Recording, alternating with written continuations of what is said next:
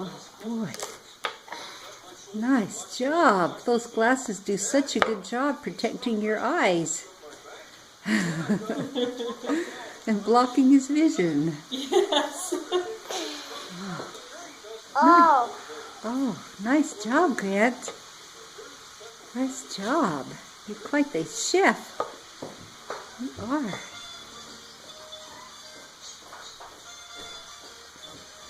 Somebody cutting onions for you? Hi, Grandpa. He is cutting onions and garlic. Hi, Grandpa. You need a little bigger nose.